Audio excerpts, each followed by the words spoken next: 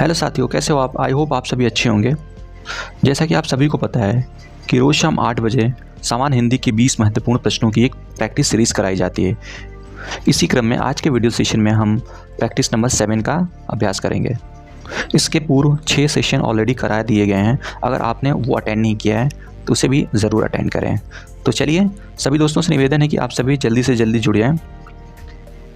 साथ ही आप सभी इस वीडियो को अपने दोस्तों तक ज़रूर शेयर करें ताकि जो भी दोस्त किसी भी वनडे एग्ज़ाम की प्रिपरेशन कर रहे हैं उनकी सहायता हो सके। प्लस इस वीडियो को लाइक एवं इस चैनल को सब्सक्राइब करना बिल्कुल ना भूलें। तो चलिए इस सेशन की शुरुआत करते हैं। आज के सेशन का पहला क्वेश्चन है प्रश्न नंबर 1। अनमोल शब्द में उपसर्ग है। आपको बताना है जो शब्द है अनमोल उसमें उपसर्ग क्या है। अगर इसका संधि विच्छेद किया जाए तो उसमें जो फर्स्ट टर्म आएगा, 2 टर्म्स होते हैं, पहला पद और अंतिम पद। उसमें से पहला पद कौन सा बनेगा? आपके ऑप्शन सामने हैं, अ, अन, मोल या फिर अन। कमेंट सेक्शन में इसका आंसर फटाफट आप टाइप करें। आपका टाइम शुरू होता है अब।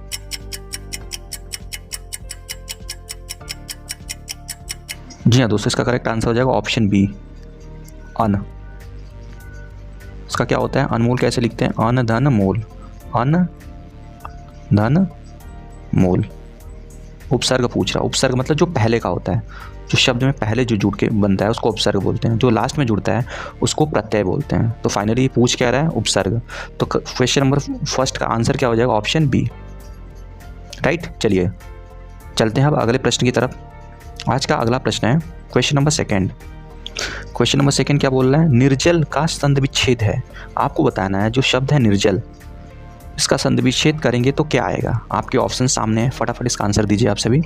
ऑप्शंस क्या है? ऑप्शन नंबर ए है निर प्लस जल, ऑप्शन बी नी प्लस जल, ऑप्शन सी नी प्लस जल या फिर ऑप्शन डी निर्ज प्लस ल।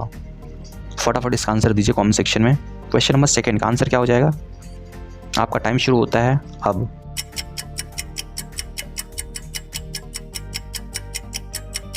जी हाँ दोस्तों, इसका करेक्ट आंसर हो जाएगा ऑप्शन नंबर बी, नी प्लस जल, राइट। इसको लिखते हैं नी प्लस जल। चलिए अगले प्रश्न की तरफ चलते हैं। अगला प्रश्न है हमारा क्वेश्चन नंबर 3। क्वेश्चन 3 क्या बोल रहा है? निम्न में से आपको क्या चुनना है? तत्भव।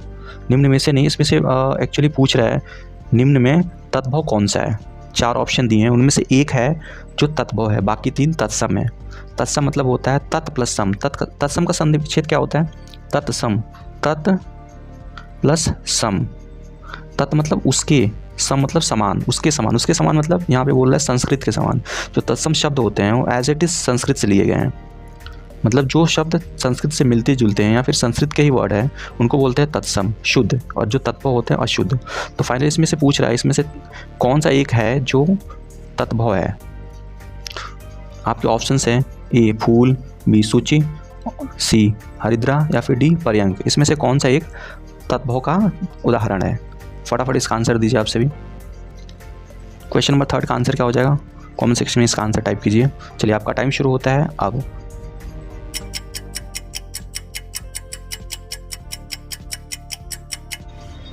हाँ, तो इसका करेक्ट आंसर हो जाएगा ऑप्शन ए, फूल। ये फूल तत्भव शब्द है। इसका होता है पुष्प।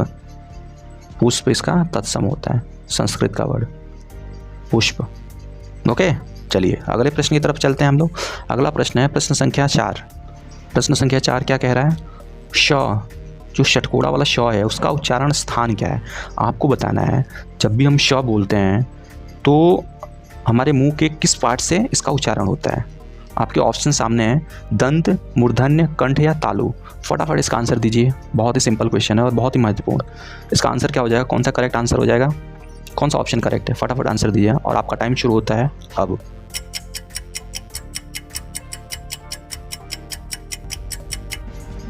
जी हाँ, इसका करेक्ट आंसर हो जाएगा ऑप्शन बी, मूर्धन्य। मूर्धन्य मतलब क्या होता है? जीभ जब ऊपर टच करती है तालु को, थोड़ी टेढ़ी हो जाती है, उसको बोलते हैं मूर्धन्य। जब भी आप श बोलेंगे, आप खुद बोल के देखिए श, तो जीभ क्या होती है? थोड़ी सी ऊपर की तरफ मुड़ जाती है। तो फाइनली इसका आंसर क्या हो जाएगा क्वेश्चन नंबर 4 का? ऑप्शन बी, मूर्धन्य, राइट। चलिए फिर अगले प्रश्न की तरफ चलते हैं। प्रश्न संख्या 5। प्रश्न संख्या 5 क्या बोल रही है? शून्य। शून्य किसका पर्यायवाची है? आपको बताना है शून्य। सोने का पर्यायवाची शब्द कौन सा है? आपके ऑप्शन सामने हैं। ऑप्शन ए बादल, ऑप्शन बी आकाश, ऑप्शन सी पृथ्वी या फिर जंगल। चलिए फटाफट इसका आंसर दीजिए और आपका टाइम शुरू होता है अब।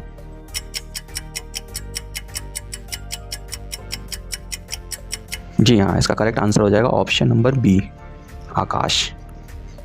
शून्य, नभ, अंतरिक्ष, आकाश, व्योम इत्यादि इसके पर्यायवाची शब्द होते हैं। तो फाइनली इसका क्वेश्चन नंबर 5 का आंसर क्या हो जाएगा? ऑप्शन बी आकाश। चलिए अगले प्रश्न की तरफ चलते हैं। प्रश्न संख्या अगला है प्रश्न संख्या 6।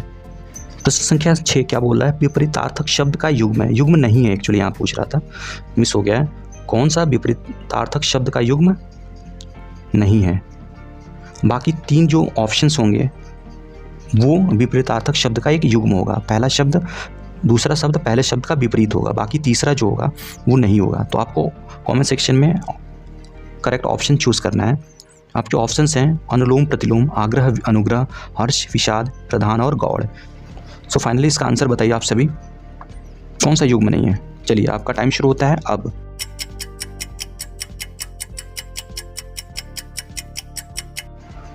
जी हाँ, इसका करेक्ट आंसर हो जाएगा ऑप्शन नंबर बी आग्रह अनुग्रह।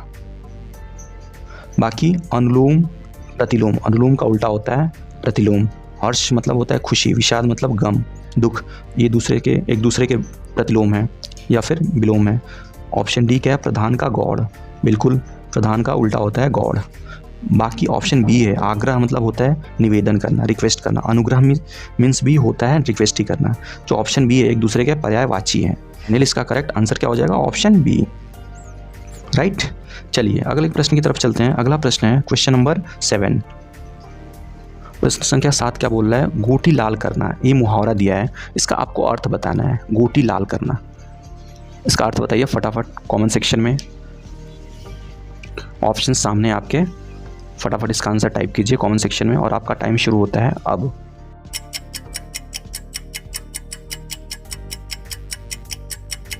जी हाँ, इसका करेक्ट आंसर हो जाएगा ऑप्शन नंबर बी अपना प्रयोजन सिद्ध करना। गोटी लाल करना मतलब होता है अपना काम निकालना। ओके, बाकी रूट कर ना बोलना ये होगा नहीं, क्रोध को दबा लेना ये होगा नहीं, मार मार कर अधमरा कर देना ये भी नहीं होगा।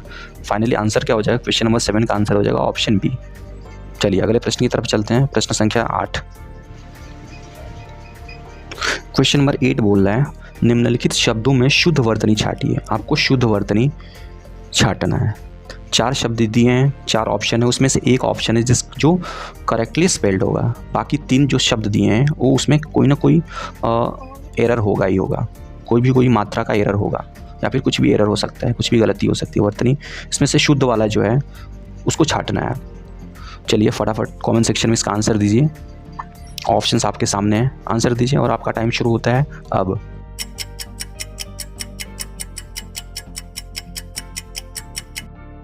जी हाँ, इसका करेक्ट आंसर हो जाएगा ऑप्शन डी वाल्मीकि, बिल्कुल करेक्ट है। बाकी कृत्य कृत्य, ये कृत्य कृत्य नहीं क्या लिखते हैं, किसको लिखते हैं? कृत कृत्य, कृत कृत्य, ये कृत्य कृत्य होता है, कृत कृत्य। बाकी प्रतिद्वंद्व, इसको कैसे लिखते हैं? प्रतिद्वंद्व, लास्ट में द है उसमें भी हुआ होता है, प्रतिद्वंद्व,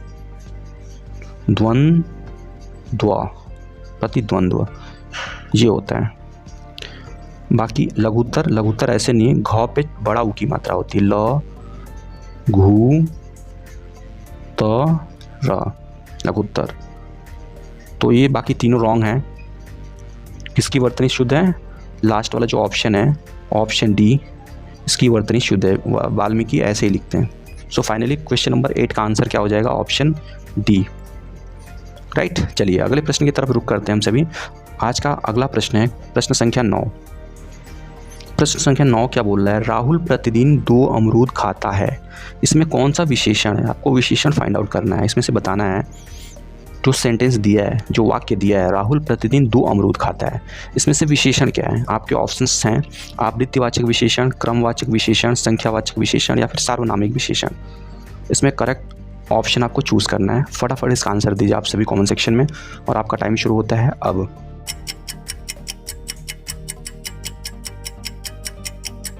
जी हाँ, देखिए इसका करेक्ट आंसर हो जाएगा ऑप्शन सी। क्यों?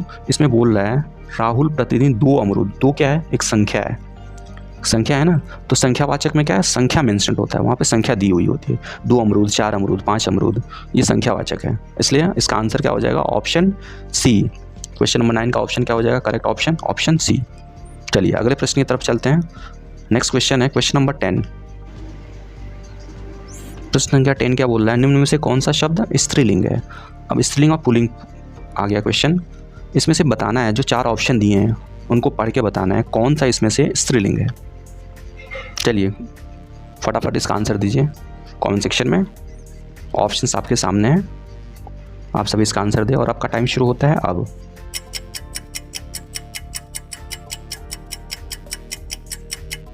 जी हाँ, इसका करेक्ट आंसर हो जाएगा ऑप्शन नंबर ए, मृत्यु।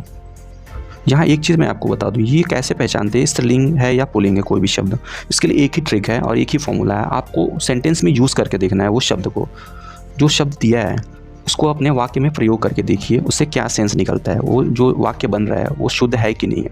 जैसे मृत्यु को, जैसे उसकी मृत्यु हो गई, तो इससे क्या लग रहा है, गई, गया तो नहीं है ना, इसका मतलब ये स्त्रीलिंग है। उसकी मृत्यु हो गया, अगर ऐसे बोलते ही शुद्ध होता है तो पुल्लिंग हो जाता है, लेकिन उसकी मृत्यु हो गई, फाइनली हम यूज़ करेंगे मृत्यु को, तो इसका क्या सेंस आएगा, स्त्रीलिंग।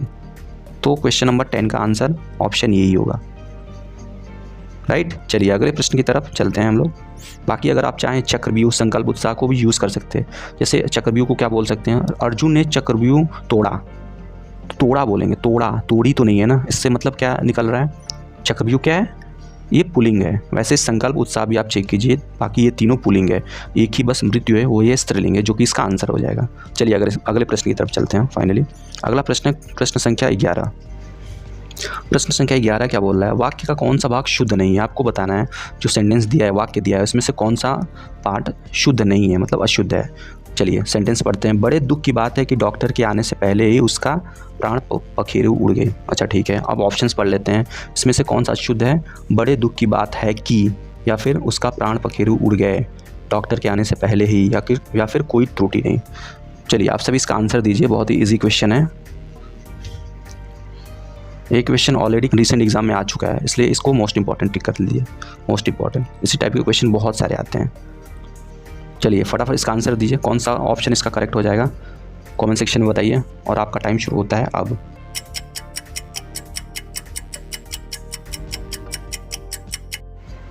जी हाँ, इसका करेक्ट आंसर हो जाएगा ऑप्शन बी, उसका प्राण पखेरु उड़ गए। उसका नहीं होता, उसके यूज़ करते हैं, यहाँ पे उसके होना चाहिए। सो यही इसमें अशुद्ध पार्ट है, इसी को हम ढूंढना है। तो फाइनली इसका आंसर क्या हो जाएगा, क्वेश्चन नंबर 11 का, क्वेश्चन नंबर 11 का आंसर हो जाएगा option B is the correct answer, right. चलिए अगले प्रश्न की तरफ चलते हैं। प्रश्न संख्या 12। क्वेश्चन नंबर 12 क्या बोल रहा है, किस वाक्यांश के लिए प्रयुक्त शब्द सार्थक नहीं है। आपको बताना है जो ऑप्शंस दिए हैं उसमें से किस वाक्यांश के लिए, किस वाक्य के लिए जो दिया है वो सार्थक नहीं है। ऑप्शंस पढ़ लेते हैं। ऑप्शन ए है जंगल में लगने वाली आग, उसको क्या बोलते हैं, दानावल। ऑप्शन बी है झाग से भरा हुआ, उसको बोलते हैं फेनिल। ऑप्शन सी है शराब बनाने वाला, कलवार।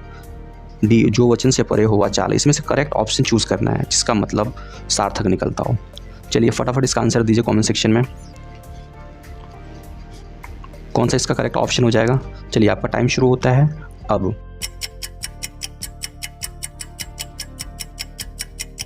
जी हाँ, इसका करेक्ट आंसर हो जाएगा ऑप्शन डी, जो वचन से परे हो।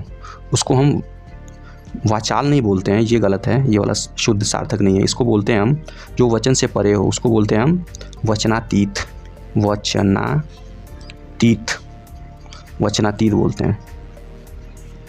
ओके, बाकी जंगल में लगने वाली आग बिल्कुल सही है, दानावल बोलते हैं। झाग से भरा हुआ फेनिल, ओके। शराब बनाने वाला को कलवार बोलते हैं।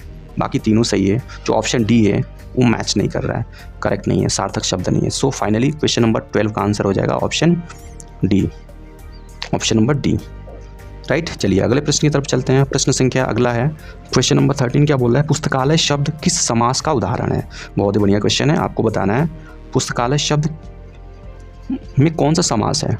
आपके ऑप्शन से बहुब्रीहि समास, तत्पुरुष समास, कर्मधारय समास या फिर द्विगु समास। चलिए फटाफट इसका आंसर कमेंट सेक्शन में आप टाइप कीजिए और आपका टाइम शुरू होता है अब।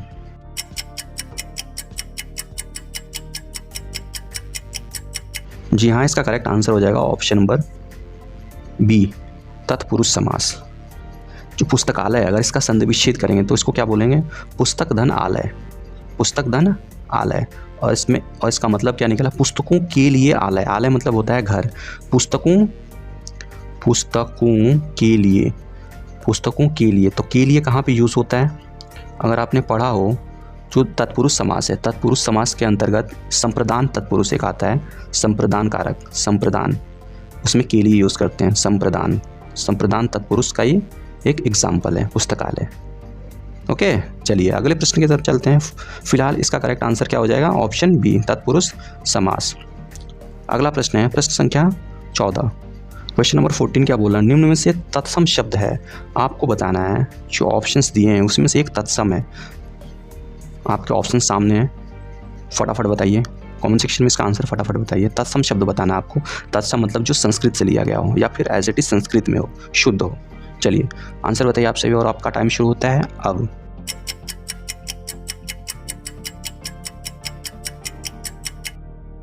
जी हाँ, इसका करेक्ट आंसर हो जाएगा ऑप्शन नंबर डी, घोटक। जो घोटक शब्द है, बहुत सारे दोस्तों को लग रहा होगा घोटक एक तत्भव है, नहीं। घोटक या फिर अश्व, दोनों के दोनों जो हैं, घोटक मतलब ये घोड़े का पर्यायवाची होता है, घोड़ा का ये तत्सम शब्द है घोटक। घोड़े का अन्य पर्यायवाची शब्द क्या है? इसको अश्व बोलते हैं, अश्व, ये भी एक तत्सम ही है, अश्व या फिर हाय, घोटक, अश्व, हाय, ये तीनों के तीनों तत्सम शब्द होते हैं। बाकी घोड़ा एक तत्भव शब्द है। क्लियर हो गया? बाकी ये देखिए पिया या पिय, किसका? ये प्रिय का तत्भव रूप है पिया। सुआ किसका है? शुक, शुआ का तत्सम बताते हैं हम। सुआ का तत्सम होगा शुक, सुआ का मतलब होता है सुआ मतलब सुई वाला सुआ नहीं, सुआ मतलब सुग्गा, पैरट, तोता, ये वाला सुआ तद्भव रूप है इसका एक्चुअली, तोते का।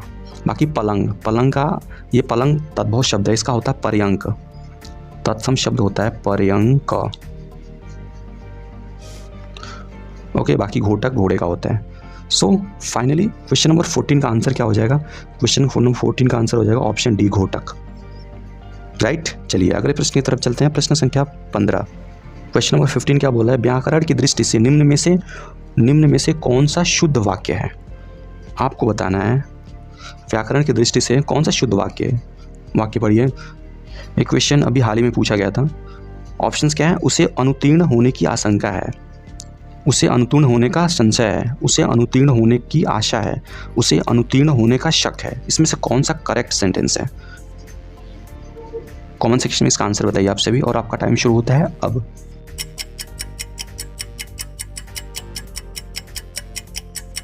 इसका करेक्ट आंसर हो जाएगा ऑप्शन नंबर ए, उसे अनुत्तीर्ण होने की आशंका है। इसका करेक्ट सेंटेंस होगा। राइट, चलिए अगले प्रश्न की तरफ रुख करते हैं। अगला प्रश्न है क्वेश्चन नंबर 16। क्वेश्चन नंबर 16 क्या बोल रहा है? किस विकल्प में सभी शब्द परस्पर पर्यायवाची नहीं है? जो ऑप्शंस हैं उसमें से किस ऑप्शंस में जो सारे के सारे वर्ड दिए एक दूसरे का पर्यायवाची नहीं है? आपके ऑप्शन सामने है, इसका आंसर आप कमेंट सेक्शन में फटाफट टाइप कीजिए और आपका टाइम शुरू होता है अब। जी हाँ, इसका करेक्ट आंसर हो जाएगा option number D, option number D. बाकी कुबेर धन के राजा हैं, कुबेर, राजराज इन्हीं का नाम है, यक्षराज सब कुबेर का ही नाम है। रसना, जिह्वा, जवान ये तीनों जीव का पर्यायवाची है। निर्वाण, कैवल्य, मुक्ति तीनों, कैवल्य, निर्वाण तीनों एक ही शब्द हैं, एक ही दूसरे के पर्यायवाची हैं तीनों। बाकी चाप, धनु और चपला, चाप और धनु इन दोनों का मतलब होता है धनुष, चाप और चपला का मतलब होता है धनुष, बल्कि जो चपला है, चपला का मतलब होता है बिजली, इलेक्ट्रिसिटी, चपड़ा, तड़ित, दामिनी, सुना होगा ना आपने। तो फाइनली इसका करेक्ट ऑप्शन कौन सा हो जाएगा? ऑप्शन डी, ऑप्शन डी जो हैं तीनों एक दूसरे के पर्यायवाची नहीं है। दो तो हैं लेकिन तीसरा जो चपला है ये बिजली का पर्यायवाची है, बाकी दोनों धनुष के पर्यायवाची है। सो फाइनली क्वेश्चन नंबर 16 का आंसर ऑप्शन डी। चलिए अगले प्रश्न की तरफ चलते हैं। अगला प्रश्न है क्वेश्चन नंबर 17 है, बहुत इंपॉर्टेंट क्वेश्चन है। किस विकल्प में डेप्यूटेशन शब्द का समकक्ष हिंदी पारिभाषिक शब्द है? आपको बताना है डेप्यूटेशन है उसको शुद्ध हिंदी में क्या बोलते हैं। चलिए ऑप्शन आपके सामने है, इसका आंसर आप कमेंट सेक्शन में फटाफट टाइप करिए और आपका टाइम शुरू होता है अब।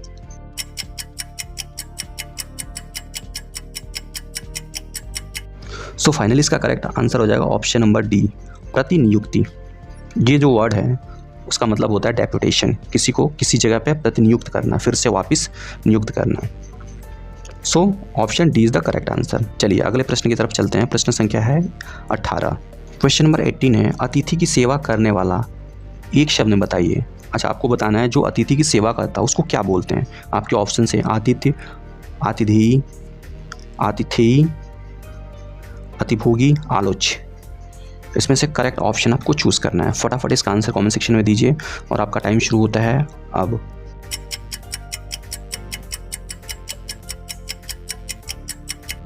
सो इसका करेक्ट आंसर हो जाएगा ऑप्शन नंबर बी, अतिथेयी। इसका करेक्ट, आतिथ्य मतलब होता है जिसका आतिथ्य संस्कार हो, अतिभोगी मतलब ज़्यादा खाने वाला, ज़्यादा भोग विलास करने वाला, आलोच्य मतलब जिसकी आलोचना की जाए। सो फाइनली क्वेश्चन नंबर 18 का आंसर हो जाएगा ऑप्शन नंबर बी, अतिथेयी। राइट। चलिए अगले प्रश्न की तरफ चलते हैं। अगला प्रश्न है हमारा क्वेश्चन नंबर 19। क्वेश्चन नंबर 19 क्या बोल रहा है, अपना पराया किस समास का उदाहरण है। बहुत ही अच्छा क्वेश्चन है, अपना और पराया।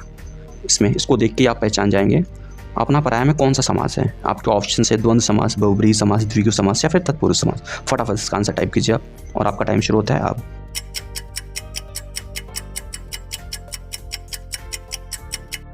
जी हाँ दोस्तों, इसका करेक्ट आंसर हो जाएगा ऑप्शन नंबर ए, द्वंद्व समास। द्वंद्व समास में क्या होता है, इसमें दोनों पद प्रधान होते हैं और उसके बीच में एक और या फिर या का भाव देने के लिए एक योजक चिन्ह होता है। ये जो डैश दिया हुआ आप देख रहे हो, योजक चिन्ह बोलते हैं इसको। ये सबसे अच्छा तरीका है इसको पहचानने का।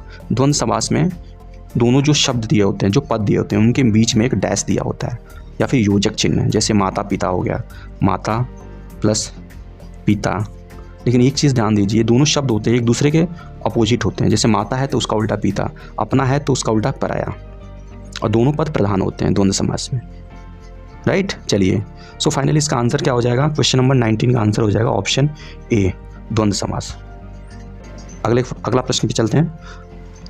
आज के सेशन का लास्ट क्वेश्चन है क्वेश्चन नंबर 20। जीवन पति का समानार्थी शब्द है। बहुत ही सुंदर क्वेश्चन है। आपको बताना है जीवन पति, ये भी प्रश्न हाल ही में पूछा गया था। आपको बताना है जीवन पति का समानार्थी शब्द है, जीवन पति का पर्यायवाची क्या है। आपके ऑप्शन सामने हैं। ऑप्शन ए है यमराज, ऑप्शन बी पति या स्वामी, ऑप्शन सी आदमी या फिर ऑप्शन डी महिपति। इसमें कौन सा करेक्ट ऑप्शन हो जाएगा। जीवन पति, इसका पर्यायवाची क्या है। फटाफट आंसर दीजिए आप सभी कमेंट सेक्शन में और आपका टाइम शुरू होता है अब।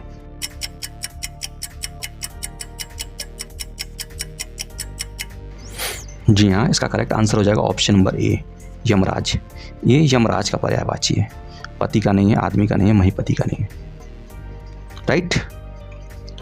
सो ये था आज का सेशन। आई होप ये सेशन आपको पसंद आया होगा। अगर पसंद आया तो इस वीडियो को लाइक करें तथा इस चैनल को भी सब्सक्राइब करें, प्लस साथ ही अपने दोस्तों में भी इस वीडियो को शेयर करें। तो मिलते हैं अगले सेशन में अगले प्रैक्टिस सेट के साथ। तब तक के लिए जय हिंद।